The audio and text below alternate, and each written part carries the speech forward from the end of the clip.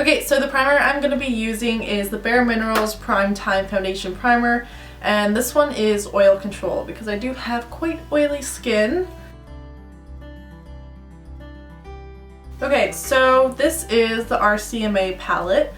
I went down to the States to get it since I had it at my P.O. box down in the States. As you could kind of see, I have actually already dug into this palette because I was doing my friend's makeup, but I haven't actually done like a full first impression kind of video. It was kind of almost random that I did her makeup and I wasn't really thinking and reviewing the product as I was putting it on her face. They do also have another palette that has a darker shade range. And I'll just read what I said on my Instagram post, what I said about the product. So this is the Shinto palette. And I said I researched a lot for high coverage, good quality foundation. Reviews said that this had such a nice full coverage foundation that layers extremely well and almost looks like a second skin. It has 50% pigment, and most foundations have around 12 to 20%. If I'm not mistaken. I think that's true, but I might be mistaken. This is a cream based and it doesn't have any perfume, mineral oil, or lanolin. Lanolin? Is that how you pronounce that? I don't even know what that is, but I think that's good. Also, since it's a high in pigment, it really goes a long way. And yeah, these are all hand poured when they make them. And I think it's a family company. Not sure on that one, but I think I read that somewhere. This is a sample palette, and these palettes do go for $90 to $100 each, depends where you buy it. And they do have the full sized palette, which I think is $300. So it is quite expensive, and you don't get a whole lot in here. I don't know how I could kind of measure this out, but you don't get a whole lot in here, hence why it is a sample palette. But yeah, if you definitely wanted to try these out, it would probably be best if you got the sample palette, or if you just got one foundation and wanted to try it out for yourself. If you are starting a freelance kit, this could be great for that. That's what I intended to use it for. So I'm really not trying to use it for myself at all. It's definitely just for my freelance kit. So what people recommended to do, since it is 50% pigment, is taking a bit out and warming it up on the back of your hand. And then also, if you need to or want to, add moisturizer to it since it is 50% pigment. I'm going to just apply it like this. I guess this is more to my actual skin color on my face. So I'm actually going to darken that up a bit. Okay, I put a really small amount on my face, so we'll see how much is needed with this foundation. We could always layer and add more later.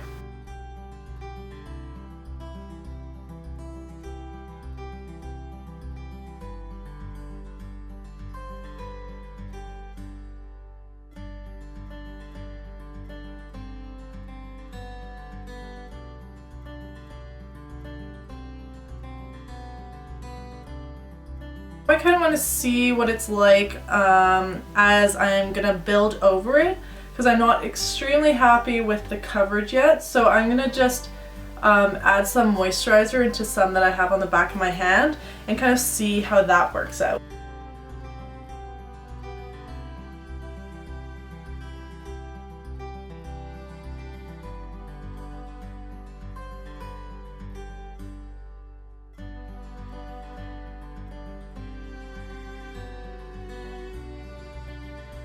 I'm kind of gonna stop the foundation at here. It definitely could be a full coverage foundation. I mean, I was kind of using sparingly, but you could definitely build it up. I did add moisturizer in. It does layer really, really, really well. And I say it is not cakey at all, and it almost does look like a second skin. Which I think it would be great for photography, anything like that. And with a foundation like that, you could really add in moisturizer like I did to make it a really light coverage foundation, and you could also just leave it like that and use it as a full coverage foundation, which is super great. And for $100 and for putting it in your kit, depends kind of how much you use, but it could last a while depending how deep the things actually are. it looks really good right now so far. I'm gonna add the rest of my concealer and powders and kind of come back and see if anything has changed, and to see kind of how my powders are lined on top of it. My whole face now, I use the MAC Pro Longwear Concealer, my Fit Me powder, the Anastasia contour kit, the Mary Lou, Mary Lou highlighter, and also cashmere on my lips. I do have my normal foundation routine, the foundation routine that I wear every single day, already up on my channel. I'll leave the link down below. But yeah, this is how the foundation looks. And you know what, when I was first doing the foundation before I put everything else on, I was kind of like kind of skeptical about this. I didn't know if I really liked it, but honestly with everything else I think it does look really, really good. I think it really does give kind of like a flawless look. Someone did comment on my Instagram wanting me to do this, as well as others of course, but one of them was commenting that they found creasing happen, and I did notice that on my friend when I was doing it. But on me, I just set everything right after and I don't notice any creasing at all. So probably just set the foundation after and see kind of how it looks then.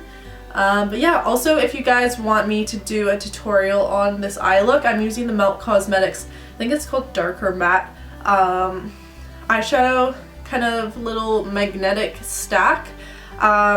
As well as kind of just another gold on my eyes. But yeah, that's kind of what's in my crease, and I could definitely do a tutorial on that if you guys wanted. But yeah, I would definitely recommend this to other people. I think it's a great palette for people that are starting freelance, or people just want different kind of contour shades and stuff like that. I think it is really good quality, and it can be high or kind of low coverage, which I think is awesome. Yeah, I think this is all that I have for this video. Leave any comments that you have down below, and I'll see you in my next one.